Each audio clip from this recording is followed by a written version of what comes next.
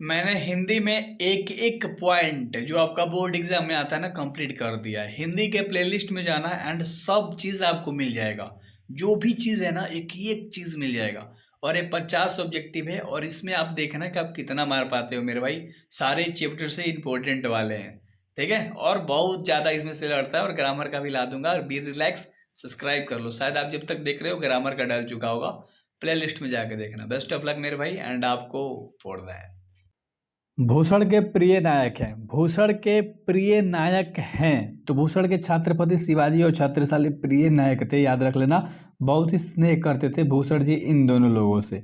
ठीक है, तो बहुत अच्छे तरीके से करना है। कितना लगा पाते हो आप अपने स्टैमिना को, मतलब मेमोरी को चेक करो। स्टैमिना तो नहीं बोलूंगा, ठीक है, क्योंकि आप फिजिकल चीज नहीं चल रहा है। भूषण ने कौन सी कविता लिखी है? भूषण ने कौन सी कविता लिखी है? कबित। कबित के लेखक थे भूषण, याद रख लेना। ठीक है, अगला सवाल है तुम्हारा 3 नंबर का। कवित शीर्षक कविता के कवि कौन है? कवित शीर्षक कविता के कवि पूछ रहे हैं, तो तुम्हारा क्या होगा? भूषण जी तो हैं यार कवित के, तो तुम्हें पता ही है। ठीक है, और अगला सवाल है 4 नंबर का तुम्हारा। छत्रसाल की तलवार में कौन सा रूप धारण कर रखा है?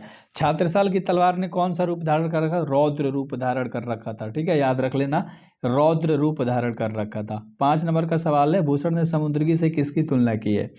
तो शिवाजी की तुलना की है। बी नंबर का ऑप्शन सही है। सारे चैप्टर से मैंने उठा रखे हैं जो ऑलमोस्ट इंपॉर्टेंट वाले हैं, तो अच्छे तरीके से आपको करना है। कितना लगा पाते हैं, डिस्क्रिप्शन में लिंक होगा, व्हाट्सएप ग्रुप का ज्वाइन हो जाना है। कवित के प्रथम में कौन सा रस है? तो कवित के प्रथम में श्रृंगार रस है, प्रथम पद में, याद रख लेना। ठीक है, श्रृंगार रस। और अगला 7 नंबर का सवाल है कि कौन सी कृति भूषण की है? तो कौन सी कृति भूषण की है? शिव बाबनी। बाकी ये सब नहीं है। ठीक है, तो अच्छे से ऑप्शंस पहले देखना है एंड देन आपको बोलते हुए चलना है यार, मन में दो दो बार याद हो जाएगा। महाकवि भूषण हिंदी साहित्य के लिए किस काल के कवि थे? किस काल के कवि थे? तो रीति काल के कवि थे। सी नंबर का ऑप्शन सही है। और अगला है 9 नंबर का सवाल कि निम्न में से कौन सी रचना भूषण की है? निम्न में से कौन सी रचना भूषण की है? तो शिवराज भूषण। ए नंबर का ऑप्शन ही तुम्हारा बिल्कुल राइट हो जाएगा, 9 नंबर का। ठीक है, और अगला सवाल है तुम्हारा 10 नंबर का कि निम्न में से कौन सा तंब का पर्यायवाची होगा? तंब का पर्यायवाची तिमिर होता है। ठीक है, तो ऑप्शन नंबर तुम्हें डी दिखाई दे रहे होंगे, डी नंबर का तिमिर। ठीक है, अगला सवाल है 11 नंबर का। ऑलमोस्ट अच्छे से आप जवाब दे रहे हो, 10 में 10 आपका सही हुआ होगा, आई होप। रोज शीर्षक कहानी का पूर्व नाम क्या था? पहले वाला नाम क्या था आपको बताना है। ठीक है, तो ये आपके लिए रहता है, चलो कमेंट बॉक्स में इसका बताना। ठीक है, अगला सवाल है 12 नंबर का। रोज इनमें से क्या है? रोज इनमें से क्या है? तो रोज एक क्या है? कहानी है। 12 नंबर का ऑप्शन नंबर बी होगा। अगला 13 नंबर का सवाल है कि किस पाठ में आया है 3 बज गए, 4 बज गए, 11 बज गए? कौन से चैप्टर में बात करी गई है? तो रोज के चैप्टर में बात करी गई है। तो 13 का ऑप्शन नंबर डी बिल्कुल भी आपका राइट हो जाएगा। अगला सवाल है तुम्हारा, कौन सी कृति अज्ञेय जी की है? अज्ञेय जी की है, तो अज्ञेय जी की कौन सी कृति है? कितनी नाव में कितनी बार? कितनी नाव में कितनी बार उनके द्वारा ही लिखा गया था। और 15 नंबर का सवाल है कि कौन सी पुस्तक अज्ञेय जी की है?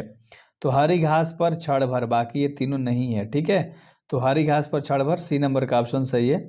आपको ऑप्शंस देखते हुए चलना है। किस पाठ में आया है दोपहर उस सूने आंगन पर रखते हुए मुझे ऐसा जान पड़ा मानो कि उस पर किसी सांप की छाया मंडरा रही हो? ठीक है, तो इसका जो राइट आंसर होगा वो रोज होगा। रोज चैप्टर में बात करी गई है, रोज चैप्टर में। 17 नंबर का सवाल है कि 20वें शब्द का अर्थ बताइए। 20वें शब्द का अर्थ बताना है। तो अचरज होता है विस्मत, विस्मय का। ठीक है, अचरज। और वामता शब्द का अर्थ बताना है। वामता, तो वामता का होता है विपरीतता। वामता का क्या होता है? विपरीतता। और 19 नंबर का सवाल है कि अतकस्थ शब्द का अर्थ बताइए। अतकथ्य, तो 19 नंबर का ऑप्शन नंबर यही होगा, जिसे कहा ना जा सके, जिसे कहा ना जा सके। और 20 नंबर का सवाल है कि रोज शीर्षक कहानी के कहानीकार बताना है। तो 20 का ऑप्शन नंबर ए। अज्ञेय जी थे, आपको पता है उनका पूरा नाम क्या था? सचितानंद हीरानंद वात्स्यायन अज्ञेय। तो पूरा नाम भी अच्छे से याद कर लेना है आपको। अगला सवाल है 20 नंबर का सवाल है कि निम्न में से कौन सी कविता प्रसाद जी की नहीं है? नहीं की बात कर रहा है, तो साकेत नहीं है, बाकी सब है उनके द्वारा। ठीक है, तो याद रखना डी नंबर का ऑप्शन सही होगा, नहीं पूछा था।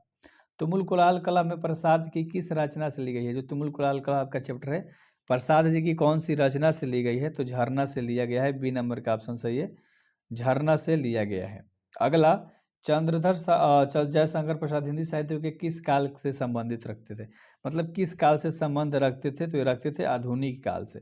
आधुनिक काल से।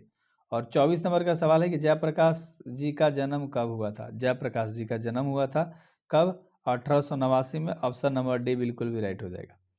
25 नंबर का सवाल है आपका कि जयशंकर प्रसाद जी के कितनी वर्ष के थे जब पिताजी की मृत्यु हो गई थी। जयशंकर प्रसाद तो 12 वर्ष के थे जब उनके पिताजी की मृत्यु हो गई थी। और 26 नंबर का सवाल है कि कंकाल क्या है। तो कंकाल एक उपन्यास है। कंकाल एक उपन्यास है। 27 नंबर का सवाल है कि कमायनी प्रसाद जी की किस प्रकार की लेखनी है। किस प्रकार की लेखनी है? तो एक प्रबंध काव्य है। कमायनी याद रख लेना, प्रबंध काव्य है। क्या है? प्रबंध काव्य। 28 नंबर, प्रसाद जी का जन्म कहाँ हुआ था। प्रसाद जी का जन्म हुआ था वाराणसी में। बी नंबर का ऑप्शन सही है। और अगला सवाल है 29 नंबर का, सजल जलपात में कौन सा अलंकार है। सजल जलपात तो रूपक अलंकार है, रूपक। ए नंबर का ऑप्शन सही होगा। और अगला 30 नंबर का सवाल है कि चातकी किसके लिए तरसती है। तो चातकी स्वाति के नक्षत्र के पहले बूंद के लिए तरसती है। मैंने इतने ऑब्जेक्टिव करा दिए आपके, इतने करा दिए कि आप अभी तक सारे याद कर चुके होंगे। लाइन बाई लाइन हिंदी करा रखा है, सब चीज़ करा दिया, ऑलमोस्ट सब चैप्टर करा रहा हूँ, अपसेट करा रहा हूँ, फिर इंपॉर्टेंट क्वेश्चन अब करा रहा हूँ। ओ सदन शीर्षक पाठ किस विधा के अंतर्गत आता है। तो यह आता है निबंध के अंतर्गत, मतलब ओ साधन निरा एक निबंध है तो निबंध के अंदर आता है। ओ साधन निरा पाठ के लेखक कौन है। ओ साधन निरा पाठ के लेखक जगदीश चंद्र माथुर हैं। ए नंबर का ऑप्शन राइट हो जाएगा। 33 नंबर का सवाल है कि जगदीश चंद्र माथुर मूलतः क्या थे। तो जगदीश चंद्र माथुर मूलतः एक निबंधकार थे। ए नंबर का ऑप्शन राइट हो जाएगा, निबंधकार थे। और माथुर जी किस राज्य के शिक्षा सचिव नियुक्त किए गए थे। तो बिहार के शिक्षा सचिव नियुक्त किए गए थे। और अज्ञे ठेकेदारों ने किस चीज़ की खेती का विस्तार किया था। अंग्रेज, अंग्रेज मेरे भाई, ठीक है, अंग्रेज। तो अंग्रेज नील की खेती करते थे बिहार में, तुम्हें तो पता ही है। चंपारण क्षेत्र में बाढ़ का मुख्य कारण क्या था। मुख्य जंगलों का काटना, इसीलिए ज़्यादा बाढ़ आ गया था। ठीक है। पुंडलिक जी कौन थे। पुंडलिक जी कौन थे। तो चिकित्सक थे। पुंडलिक जी चिकित्सक थे। अगला, निम्नलिखित में से कौन सा नाटक जगदीश चंद्र माथुर द्वारा रचित है। तो नाटक जो है वो रचित है दीपक। ठीक है। तो कौन सा होगा मेरे भाई इसमें, कोणार्क होगा, दीपक नहीं होगा, सॉरी माफ करना। सी नंबर का ऑप्शन बिल्कुल आपका राइट हो जाएगा। अगला सवाल है 39 नंबर का, निम्नलिखित में से कौन सी उपाधि माथुर जी को मिली है। उपाधि, ऑप्शन देख लो अच्छे से। विद्या परिधि मिला था उनको, एक उपाधि विद्या परिधि, वारिधि नाम से, ठीक है, जाना जाता है उसको। 10 तस्वीरें रचनाकार कौन है। 10 तस्वीरें के रचनाकार कौन है, जगदीश चंद्र माथुर। बी नंबर का ऑप्शन सही हो जाएगा आपका, जगदीश चंद्र माथुर। और अगला सवाल है कि शमशेर बहादुर सिंह की पत्नी का क्या नाम था। शमशेर बहादुर सिंह की पत्नी का नाम था धर्म देवी। ए नंबर का ऑप्शन सही है। और 42 नंबर का सवाल है, उषा का जादू कब टूटता है। उषा का जादू टूटता है सूर्योदय होने पर, जब सूर्य भगवान निकलते हैं तब उषा का जादू टूटता है। हिंदी साहित्य में कवियों के कवि किसे कहा जाता है। तो कवियों का कवि शमशेर बहादुर सिंह को कहा जाता है। बी नंबर का ऑप्शन सही है। और 44 नंबर का सवाल है, शमशेर बहादुर सिंह के पिता का क्या नाम था। उनके पिता का नाम था तारिफ सिंह। ए नंबर का ऑप्शन बिल्कुल राइट हो जाएगा। 45 नंबर, शमशेर बहादुर सिंह के पिता का जन्म कब हुआ था। तो पिता का जन्म 13 जनवरी 1911 में। ए नंबर का ऑप्शन सही है। और 46 नंबर का सवाल है कि शमशेर बहादुर सिंह ने निम्नलिखित में से किस स्थान से बीए करा था। तो बीए कहाँ से करा था। 46 का ऑप्शन नंबर बताना है, इलाहाबाद से करा था शमशेर बहादुर सिंह ने। और अगला 47 नंबर का सवाल है कि उषा कविता में प्रातः काल को किससे समान बताया गया है। तो किसके समान बताया गया है। 47 नीले शंख के समान बताया गया है। और 48 नंबर का सवाल है कि दूसरा सप्तक कब प्रकाशित वर्ष, यानी दूसरा सप्तक कब छपा था। तो 1951 में। ठीक है, उषा चैप्टर की बात कर रहे हैं। उषा शीर्षक के कवि, उषा शीर्षक के जो कवि थे शमशेर बहादुर सिंह थे, ये तो आपको पता ही है। और लास्ट सवाल करेंगे 50 नंबर का। ठीक है, 50 नंबर का सवाल है आपका मेरे भाई, सुकून की तलाश क्या है। सुकून की तलाश क्या है। सुकून की तलाश एक गजल है। क्या है, गजल। आई होप कि आप 45 सही किए होंगे, इसमें पूरे आपने देखा। तो आपको फोड़ना है, मचाना है कहर।